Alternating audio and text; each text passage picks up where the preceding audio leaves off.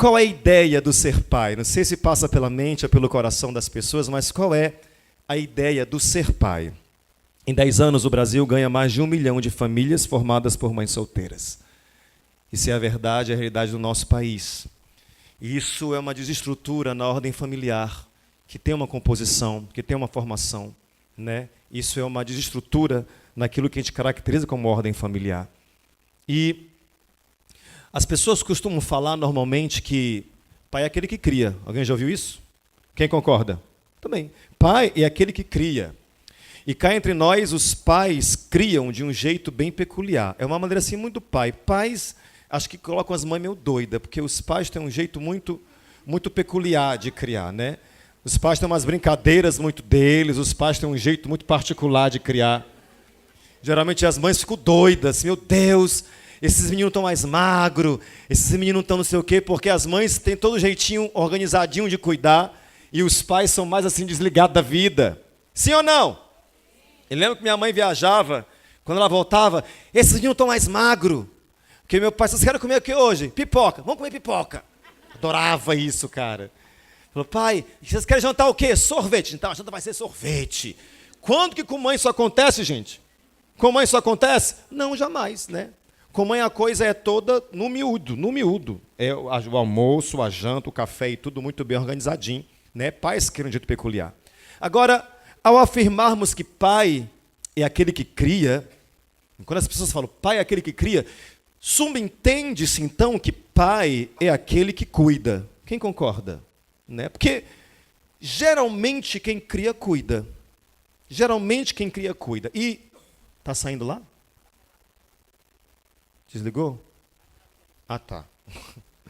Pai é aquele que cria, é um ditado muito comum. Então a gente entende que, subentendido a isso, quem cria cuida, porque geralmente quem cria cuida. E além de terem um jeito muito peculiar de cuidar, de criar, né? Os pais têm um jeito bem peculiar de criar, eles também têm um jeito bem peculiar de cuidar. Pais cuidam de um jeito muito prático dos seus filhos, assim. Os pais são muito práticos, os pais são rápidos. Pais geralmente têm soluções para as coisas, né? Eles não são de enrolar muito, não. Os pais têm, de certa forma, uma solução prática e rápida, né? Então, eles criam de um jeito peculiar e eles cuidam de um jeito peculiar.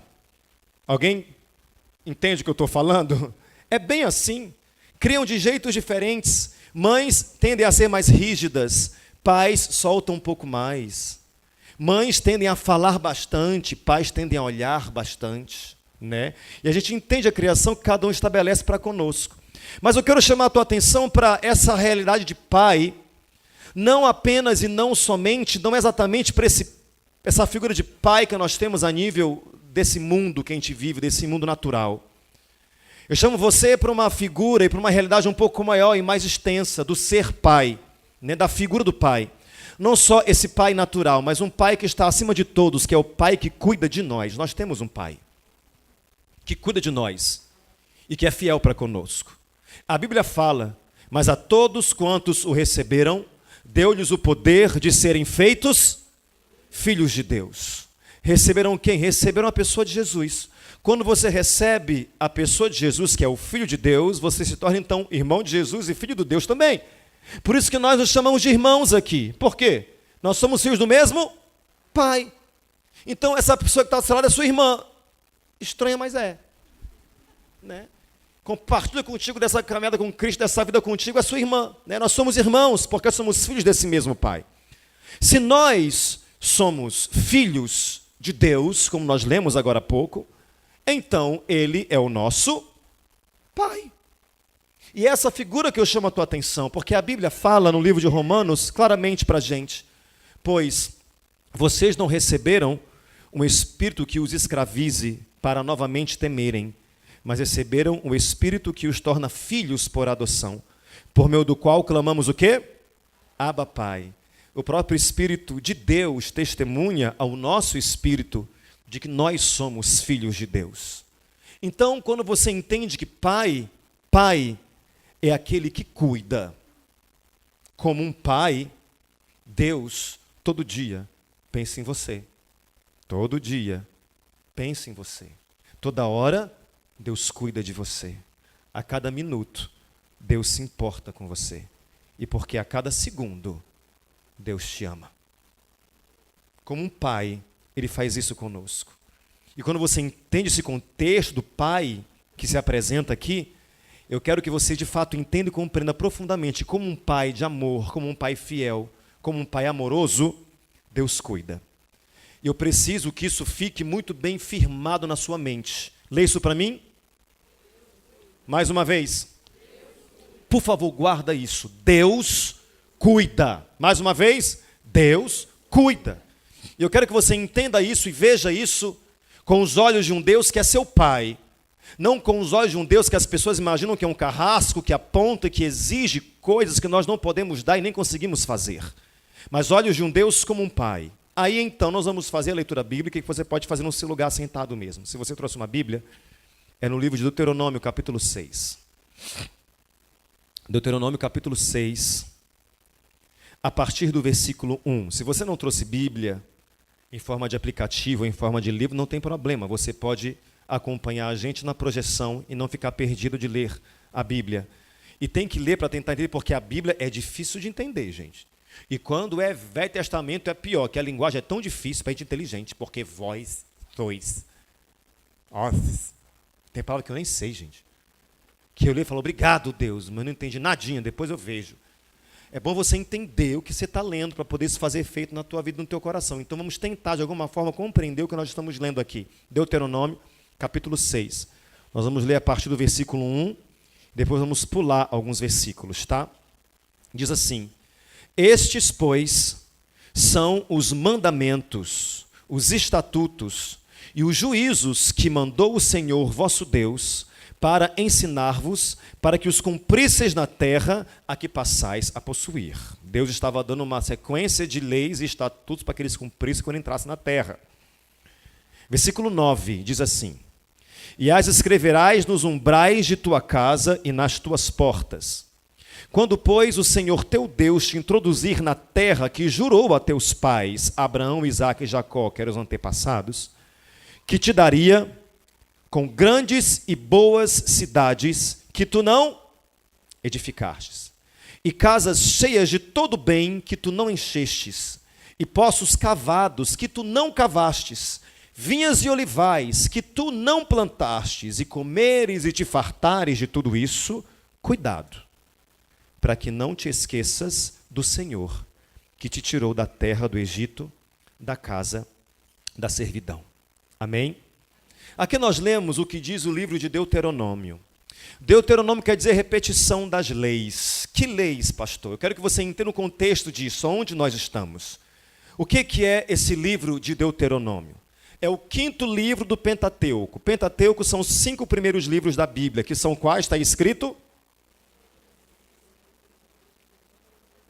A gente pode, assim, ter um pouco mais de vontade, né? Os 5 primeiros livros são quais, gente?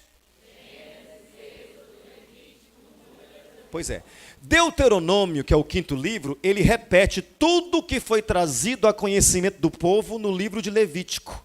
Lá em Levítico, quando Deus separou o povo dele, ele estabeleceu leis e promessas, porque um povo sem lei não tem limite. A gente tem que ter lei para ter limite, gente.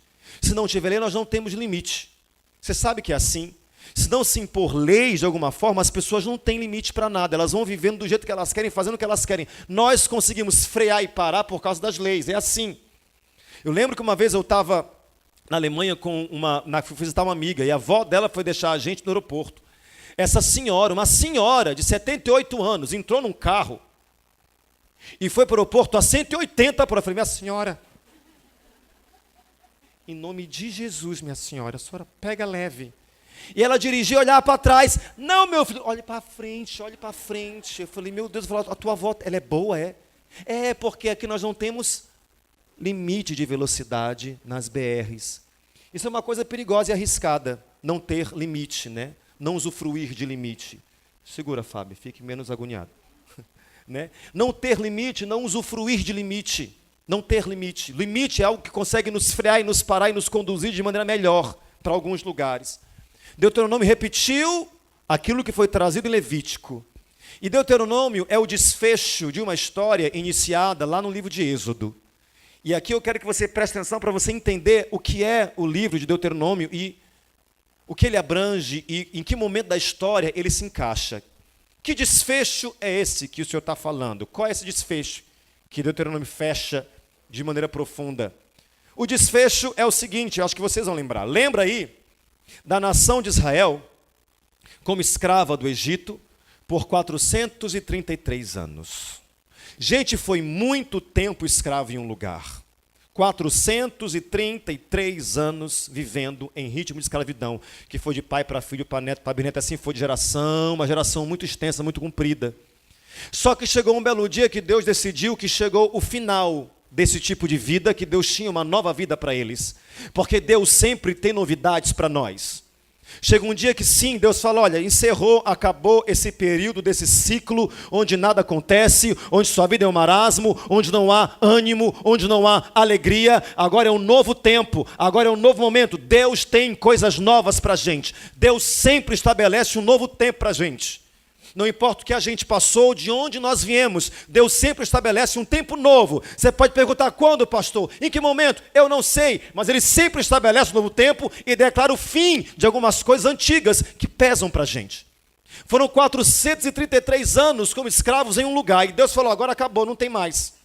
É hora da gente sair daqui, que eu tenho algo novo para vocês, porque Deus sabe que a gente precisa viver novidade. Novidade é uma coisa que alimenta a gente, sim ou não? Por que a gente viaja, gente? Para ver gente nova, conhecer novos lugares, comida diferente, clima diferente, pessoas diferentes. É bom viajar para ter coisas novas. Você pode viajar por aqui, tá. Tá. Mas legal é um lugar diferente, não é? Um outro clima, outras pessoas, outra realidade. Essa novidade alimenta a gente, nutre a gente. Deus sabe disso. Chegou a hora, bom, acabou esse tempo de escravidão. 433 anos. E esse tempo as pessoas acumulam muita coisa. Porque, gente, você quer saber quanto que você acumula? É só você se mudar de casa. Se você vai se mudar, percebe que você começa a separar um monte de coisa. Pega uns bagulho que não serve mais. Ah, isso aqui joga fora, isso aqui não, isso aqui. Dá. Doa. Roupa. Um monte de coisa que você não usa mais. Aí você se muda. Vai para a casa nova. A casa nova está menos entulhada, com mais espaço. Meu irmão passa um ano. Um ano só. Começa a guardar as coisas. Não, isso aqui é do casamento dele. Dê isso aqui. Coloque. Não, isso aqui não joga fora não, que é tão bonitinho. Não. Esse pote é bonitinho também. Assim. Ou esse copo dá uma planta. Aí você vai acumulando tudo de novo. Tudo de novo. Agora você imagina 433 anos vivendo no mesmo lugar, acumulando coisa, acumulando bagulho, é assim. E chegou uma hora que Deus os libertou dessa realidade. Surgiu para libertá-los uma pessoa que Deus levantou. Quem? Moisés, o príncipe do Egito, que foi levantado como libertador da nação. Deus levantou Moisés para trazer livramento e libertação para o seu povo. E quando Deus levantou Moisés, e quando Deus chamou Moisés, Deus prometeu e se comprometeu em livrar o povo da escravidão do Egito, em dar a eles uma terra próspera, onde leite e mel eram abundantes. Leite e mel é uma maneira de falar para poder caracterizar abundância.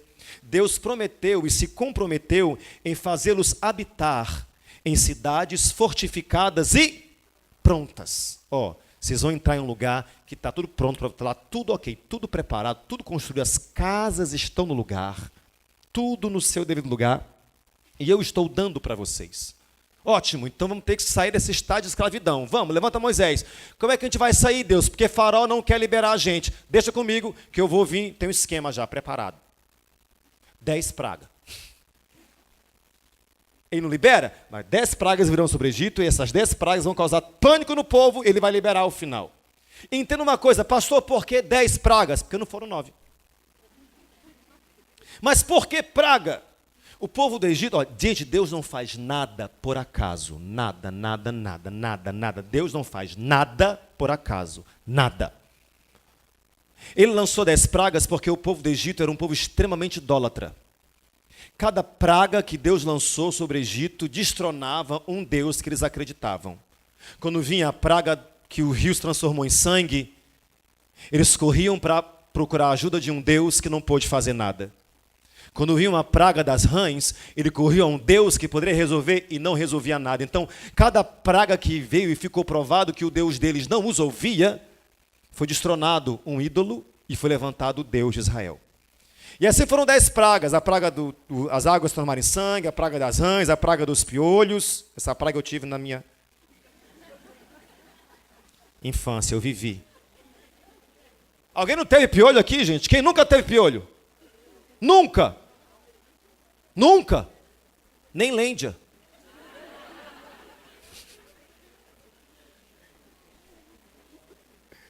Piolho, ninguém tinha. Nossa mãe colocava aquele pente fininho e usava Neucid. Quem é do tempo do Neucid, gente? Aquela latinha, com aquele pó. Aí cobria a cabeça com um pano e coçava, você ficava, meu Deus, matando os bichos. Você sabe que era horrível. Lembrar a nossa infância, né?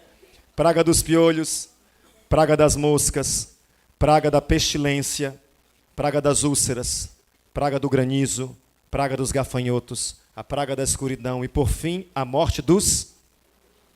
Você vai ver ao longo dessas pragas todas que Faraó sempre, não, deixa o povo ir, não, muda de ideia. Não, deixa o povo ir, não, muda de ideia. Na última praga, ele deixou o povo ir, porque o que Deus falou? Foi quando Deus instituiu a Páscoa, vocês vão matar um cordeiro e vão colocar o sangue nos umbrais das portas, vai passar o anjo da morte, quem não tiver a marca do sangue, a gente vai ceifar a vida do filho mais velho. E assim foi ceifada a vida do filho mais velho de Faraó. Ele ficou arrasado, falou, vão embora, sumam daqui, vão embora, peguem um rumo de vocês. E o povo de Deus foi embora, se arrumou, se organizou, ligou para graneiro, preparou a mudança e vazaram. Foram embora. Aí chegaram no limite do percurso, lá na frente do Mar Vermelho. Lá eles estavam parados para poder analisar como é que iriam atravessar. Vocês sabem essa história. Estavam parados para saber como é que eles iam atravessar para o lado de lá. E quando estavam parados, de longe começou a vir o exército de Faraó, com carros, cavalos, cavaleiros e pessoas armadas, porque Faraó mudou de ideia e agora ele queria exterminar o povo de Deus. E o povo de Israel estava lá, bom, e agora, Moisés, a gente chegou aqui para morrer, Moisés? Como é que vai ser? A gente está aqui, não tem para onde ir, a gente não tem como ir nem para frente, nem para trás, na frente tem o mar, atrás tem o exército, como é que vai ser? Todo mundo ficou apavorado. Meu irmão, ouça o que eu vou dizer para você, Deus sempre terá uma solução. Entenda isso, Deus sempre vai dar um jeito das coisas se resolverem. Se não tem como ir para um lado, se não tem como ir para o outro, ou vocês vão por cima da água, ou vocês vão pelo meio, mas vocês chegam do lado de lá, porque Deus sempre tem uma solução para a gente. E eu digo para qualquer situação ou circunstância, de repente você vive alguns pancadões bem complicados na sua vida, que aparentemente não tem o que fazer, você não tem o que fazer, mas Deus já sabe como solucionar. Deus sempre tem uma solução. E o mar se abriu e o povo passou. Diga graças a Deus. Chegaram do outro lado, quando o último hebreu pisou na terra firme, o mar se fechou e engoliu o exército de Faraó. E o povo de Deus foi vitorioso e ficou provado que Deus é o Deus de Israel. E o verdadeiro e único Deus. Diga graças a Deus. Aí pronto, aí começa a novela da Record. Aí é a novela. Por quê? O que acontece? O povo chegou no outro, aí pastor, atravessaram, chegaram lá, entraram em casa? Não. Já foram para Canaã? Canaã era a terra prometida? Não. Israel peregrinou pelo deserto. O povo de Deus estava finalmente livre dos egípcios e começava a sua caminhada pelo deserto a caminho de Canaã. Depois da travessia do Mar Vermelho, os israelitas foram conduzidos por Moisés até o deserto de Sur. Eles andaram 3 dias pelo deserto e chegaram em um lugar chamado Mara, mortos de sede. Só que a água desse lugar chamado Mara era amarga. E começaram a reclamar. A gente veio para cá para morrer de sede, porque essa água não... Ô povo chato! Ô povo chato! Começaram a reclamar da água, porque a água não tinha como beber, porque a água era amarga, mimimi. Ô povo enjoado! Aí Deus vai, adoça as águas. Eu quero dar só assim uma prévia do que a gente vai ver um pouco mais na frente, porque se você perceber, eles estavam reclamando por um copo de alguns ml de água para matar a sede, enquanto Deus removeu poucos dias antes milhões de ml de água para eles atravessarem. Parece uma coisa sem lógica. O povo reclamando por um copo d'água e Deus tinha movido não sei quantos metros cúbicos de água para que eles pudessem chegar do outro lado. E o povo reclamando. E começou o percurso deles. Nesse mapa aí você vê essa linha vermelha, onde está escrito Delta do Nilo, até Canaã. Foi o percurso deles para chegar, enfim, à terra prometida, a promessa de Deus que era Canaã. Esse percurso, de onde eles saíram, atravessaram essa porçãozinha do Mar Vermelho, lá nessa seta amarela, primeirinha, foram até Canaã. Esse percurso seria de, no máximo, 35 dias. Era para ter acabado entre 32 e 35 dias, mas o percurso não durou 35 dias, o percurso durou 40 anos. Eles peregrinaram por 40 anos nesse deserto. Fala, poxa, pastor, esse período de... Por que não foi os 35 dias? Porque, meu irmão, entenda, o que Deus tinha para eles era o cumprimento de uma promessa. Deus tinha algo muito grande, de valor para eles. E sabe qual é o problema? Ninguém está preparado para receber nada. Nós não nascemos preparados para ser abençoado. Ninguém. Você nasce sabendo dirigir carro, é? Tem que fazer o quê? Estudar autoescola. Quando passa? Se não, vai fazendo até ser aprovado. Você sabe que é assim. A gente fica nessa luta e nessa batalha, meio que constantemente.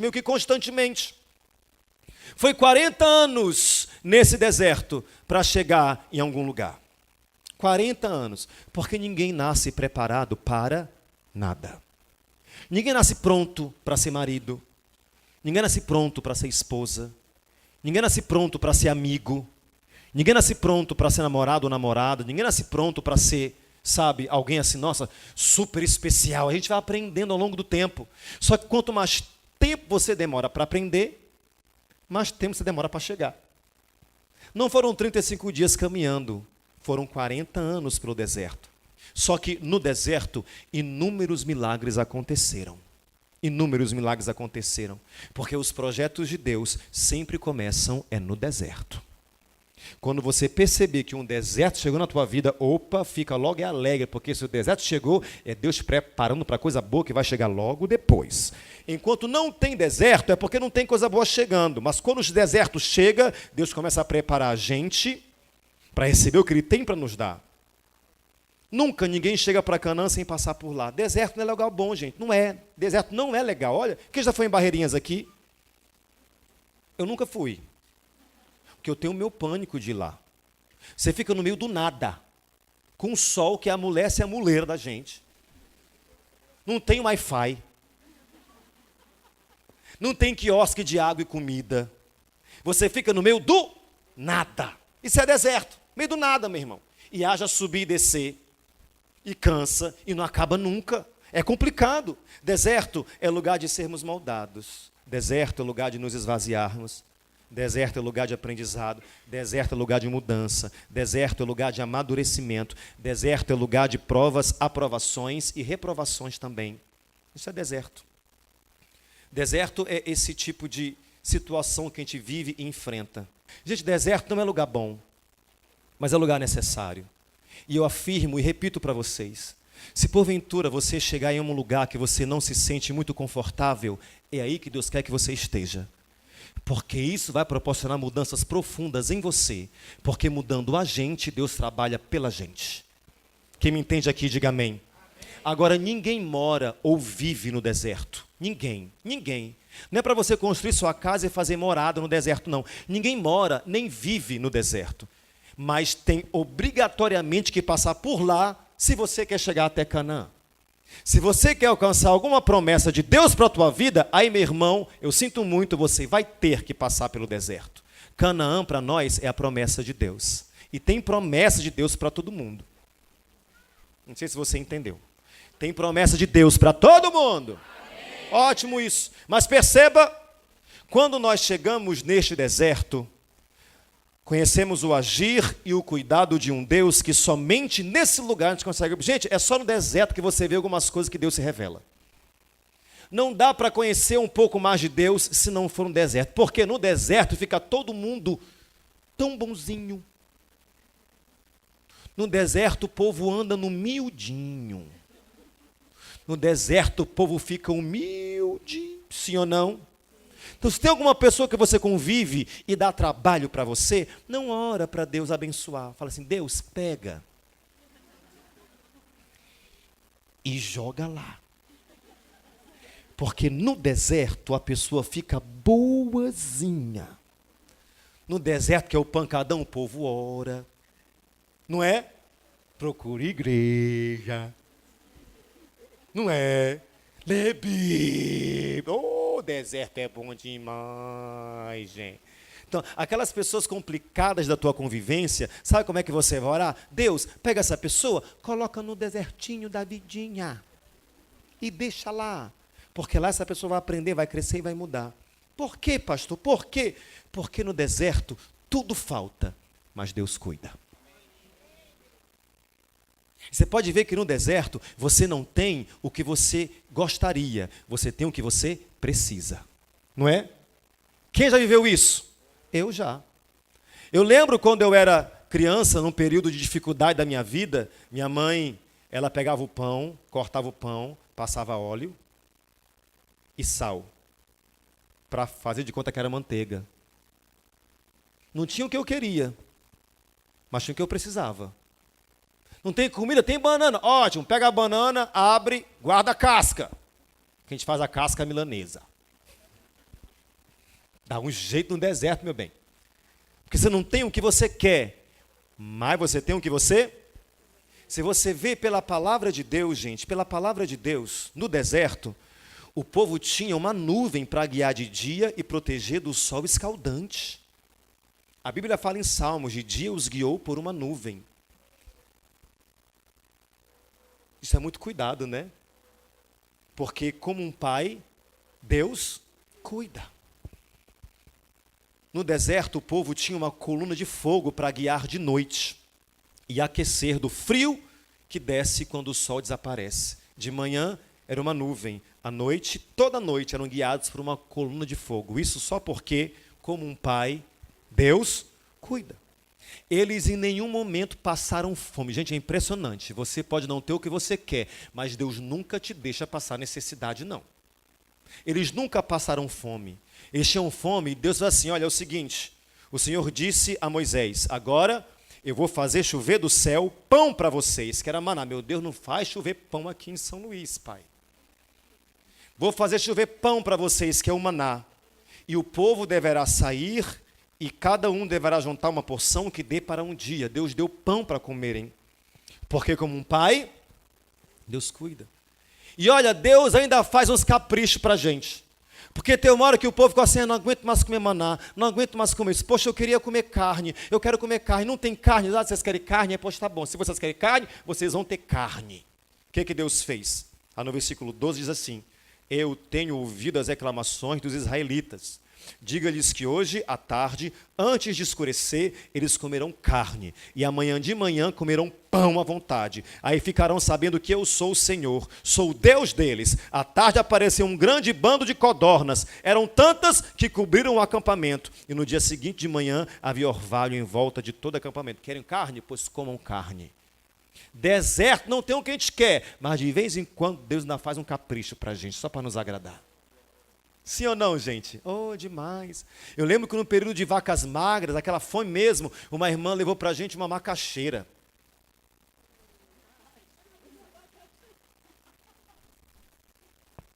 Aí ela chegou e disse, aqui é para você. Falou, meu irmão, obrigado demais, que bênção. Minha mãe cozinhou uma macaxeira e a gente comeu com manteiga. Óleo e sal, mas a gente tinha gosto de manteiga. E eu queria tanto comer isso, mas não tinha como comprar. Deus cuida. Ainda faz um pouco de graça para poder fazer a vontade da gente. Se você vê, Deus não deixou a desejar em nada do que ele havia se comprometido. Porque Deus não deve nada a ninguém. Tudo que ele prometeu lá de quando saíram do Egito, passaram pelo deserto, tudo, ele cumpriu coisa por coisa, promessa por promessa. Diga amém. Aí chegou em Deuteronômio. Lembra aquele mapa que nós vimos? Pois é. Deus levantou uma pessoa de cada tribo. Foram ao todo 12 espias. Uma pessoa de cada tribo que ele falou, vocês vão e vocês vão marocar a terra.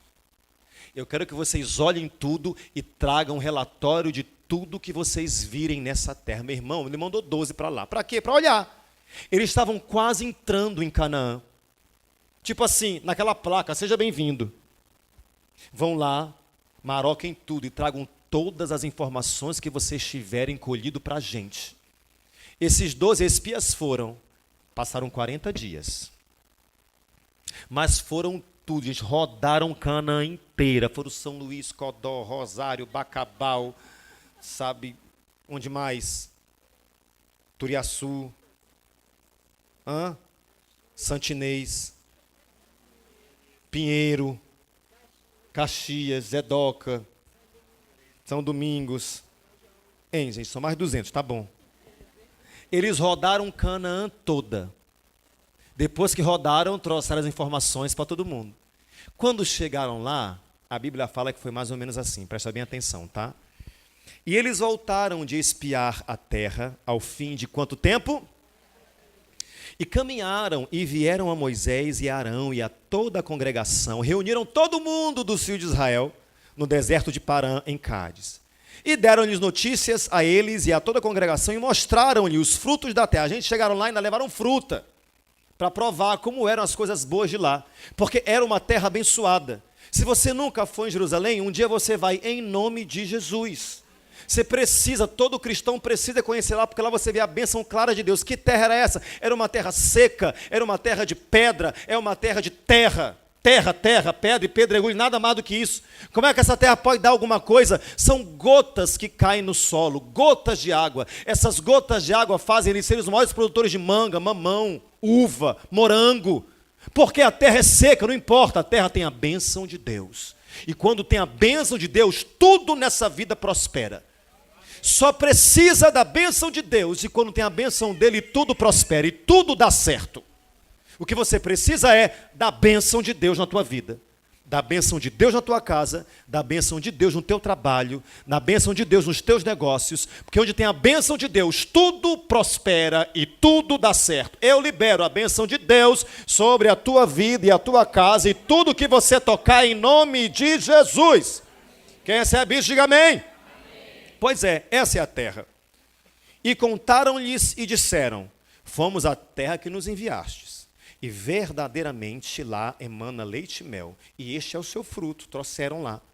O povo, porém, que habita nessa terra é poderoso, e as cidades fortificadas e muito grandes. E também ali vimos os filhos de Anak. Quem eram os filhos de Anak? Eram pessoas gigantes, de bem elevada estatura. Os amalequitas habitam na terra do sul, os heteus e os jebuseus e os amorreus habitam na montanha, e os cananeus habitam junto do mar e pela margem do Jordão. Esses povos eram bem violentos. Então Caleb fez calar o povo perante Moisés e disse: gente, olha, pode parar de colocar dificuldade, pode parar de achar que não vai dar certo, porque certamente nós subiremos e possuiremos em herança, porque seguramente prevaleceremos contra ela. Porém os homens que com ele subiram disseram: não poderemos subir contra aquele povo, porque é mais forte do que nós. E infamaram a terra que tinham espiado, dizendo aos filhos de Israel: a terra pela qual passamos a espiá-la é terra que consome os seus moradores. E todo o povo que vimos nela são homens de grande estatura. Ou seja, de 12 pessoas, 2 aceitaram e 10 desistiram. Se você vê, quando eles foram olhar Canaã e as cidades e a terra, o povo amarelou. O povo se acovardou. Covardou total. Sabe, saiu correndo. Senhora. O povo saiu correndo. Desesperado. Porque não viram condições de vencer aquela realidade. Gente, lembra comigo, por favor. O que nós lemos no começo da leitura bíblica. Antes do povo chegar às portas de Canaã, antes do povo entrar na terra, antes de mandarem pessoas para espionar a terra, o que nós lemos lá no começo? Quando, pois, o Senhor teu Deus te introduzir na terra que jurou a teus pais Abraão, Isaque e Jacó, que te daria, como é que era essa terra? Forte, tá? 1, 2, 3. Com grandes e boas cidades que tu não edificastes, e casas cheias de todo bem que tu não enchestes, e poços cavados que tu não cavastes, vinhas e olivais que tu não plantastes, e comeres e te fartares, cuidado para que não te esqueças do Senhor. Gente, pare e olha para mim. Eles não estavam diante de nada novo. Deus já havia falado tudo. Olha, vocês vão para uma cidade que está tudo pronto. Já tem casa, tudo está mobiliado, tem terra, tem tudo preparado. E eu estou dando tudo para vocês. Não é para olhar para as pessoas que moram, nem para os gigantes que residem. Está tudo no ponto de vocês entrarem e morarem. Deus falou isso aqui ou não? E é aqui que eu quero chamar a tua atenção, porque como um verdadeiro e bom pai, Deus cuida. O problema é que a gente esquece. É amém não, minha irmã? É que pena. Porque Deus cuida, mas a gente esquece tão rápido do que Deus já fez por nós. Gente, para e pensa. Tem pessoas que eu conheço um pouco a história que estão aqui nessa noite. Gente que enfrentou situações que eu, conversando comigo nos dias de atendimento aqui, eu converso com as pessoas e eu penso, meu Deus, como que essa pessoa conseguiu sobreviver? Eu penso, como que essa pessoa conseguiu passar por esse pancadão que viu, como é que essa pessoa conseguiu ultrapassar essa vergonha, essa humilhação, esse desprezo, essa traição? Como que essa pessoa consegue estar bem, em pé e sorrindo para mim aqui? Como que isso acontece, gente? Quem te sustenta? Quem já viveu grandes coisas de Deus na sua vida? Milagres, bênçãos mesmo. Quem? Por favor, levante a sua mão. Mesmo tendo vivido isso, depois de um tempo, quem já chorou por situações desesperadamente? Deus cuida. O problema é que a gente esquece. E só você sabe as situações que você já enfrentou na sua vida. Quem sabe hoje é um dia pesado, porque nesse dia você, ao invés de celebrar, está lamentando a perda de alguém muito importante para você, que passou na tua vida. E deixa aqui uma lacuna, uma marca, uma saudade. Ou de situações que você viveu não foram muito favoráveis, e você achou, de hoje eu não passo, hoje eu morro. Meu irmão, Deus te sustentou todos os dias da sua vida, e é por isso que você está aqui, só por isso. Deus cuida. O problema é que a gente esquece. Ele todo o tempo cuida, Ele o tempo todo providencia, Ele o tempo todo age, operando milagres na gente. Mas pastor, que bom, agora eu vou tentar não esquecer, eu vou tentar lembrar. Eu sinto muito. Você pode pensar, e agora? E se eu esquecer? E se eu falhar? Notícia do dia, você vai esquecer e você vai falhar. Sim ou não? Você sabe que sim. Você está aqui cheio de fé, mas quando um pancadão vier, meu Deus, meu pai, me fala, me responde, me mostra, levanta alguém, ou me leva. Não é dramático. Você vai esquecer e você vai falhar. Mas Deus não. Deus não vai esquecer. E Deus não vai falhar. Deus não vai te deixar. E Deus não vai deixar de cuidar de você. Pessoas ruins vão te cercar. Pessoas ruins vão trabalhar para o teu mal. Mas Deus vai estar lá cuidando de você. E quando isso acontecer, eu te peço atenção. Atenção. Atenção. Atenção. A Bíblia fala claramente para a gente. Lê para mim, todo mundo junto?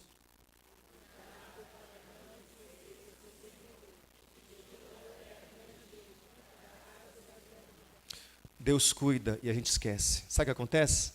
Quando Deus nos levanta e nos coloca em lugares altos, a gente esquece dele. Quando Deus nos abençoa e opera grandes milagres por nós e em nós, a gente esquece. Pessoas se afastam, pessoas ficam distantes, pessoas ficam reclusas, pessoas diminuem na sua fé ou na sua intensidade de busca. Vão. começam a orar menos e até a congregar menos, porque chegaram onde queriam, aí vão se distanciando e vão se afastando. Deus cuida, o problema é que a gente esquece. Meu irmão, quando você esquecer, lembre de Deus. E quando Deus cuidar, toma cuidado. Hoje, pare e lembra, esse post me traz muitas coisas. Fala, eu me lembro dos dias em que orei por coisas que tenho hoje. Pare e pensa nisso. Tem alguma coisa hoje que você tem na tua mão, que você em algum momento orou por isso e você alcançou? Tem? Tem muita coisa que eu coloquei em oração para Deus, eu queria tanto alcançar isso, eu queria tanto ter isso, eu queria tanto chegar nesse lugar, eu queria tanto viver isso aqui, e Deus de uma maneira poderosa me abençoou. E hoje eu reconheço, porque eu lembro de coisas que eu orei pedindo e hoje eu vivo. Eu vejo pessoas que oravam pedindo coisas que hoje eu vejo o fruto da oração delas aqui, no nosso meio. E você, em um momento da sua vida, orou e pediu. E por que eu alcancei? Porque Deus cuida. Deus cuida. Deus é pai. E pais geralmente cuidam. Quem me entende aqui, diga amém. A Bíblia fala, se vocês, apesar de serem maus, sabem dar boas coisas aos seus filhos, quanto mais o Pai de vocês que está nos céus dará coisas boas aos que lhe pedirem. Deus cuida, mas a gente esquece. Eu não sei nem o que você enfrenta na sua vida. Eu só te peço, lembra daquilo que Deus já falou para você. Que vai passar um tempo que for, mas vai chegar um dia que você vai ver que era tudo verdade. Porque Deus cuida. Você poder ficar em pé no teu lugar e fechar os teus olhos.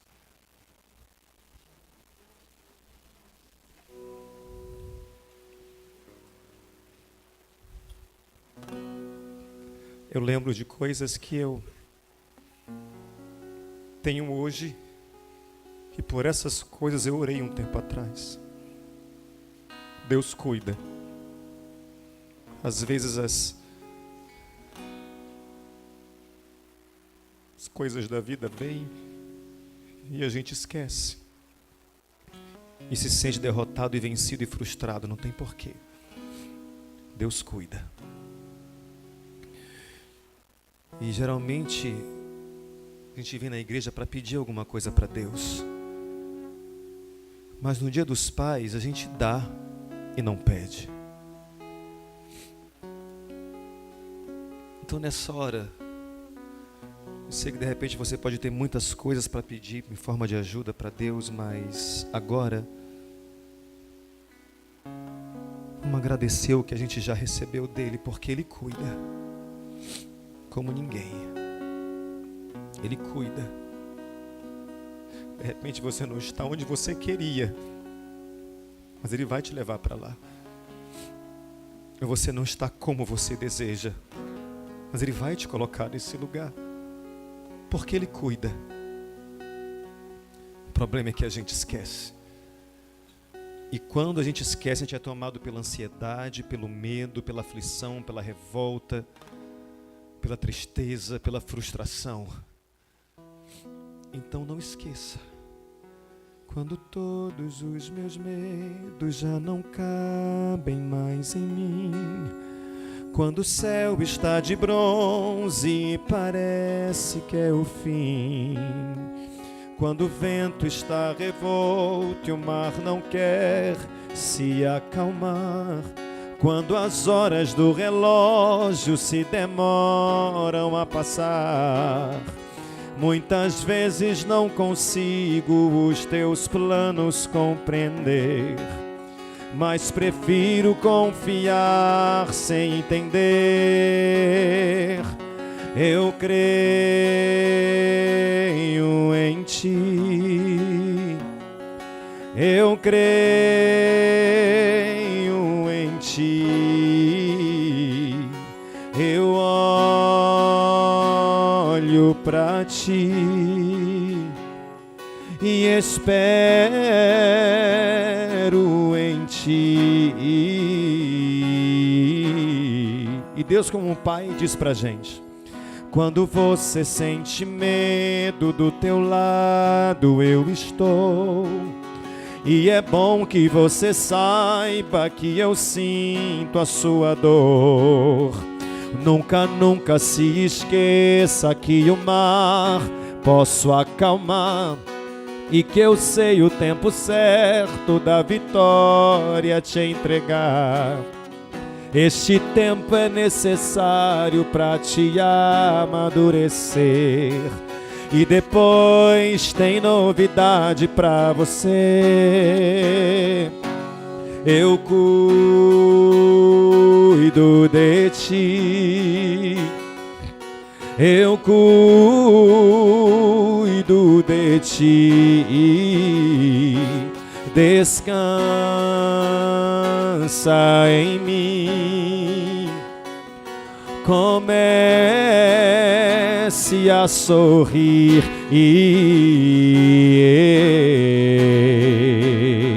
o que eu tenho é bem melhor, pois só eu sei do amanhã. Então recebe um abraço meu, pois da tua vida cuido eu cuido de ti, eu cuido de ti. Descansa em mim, comece a sorrir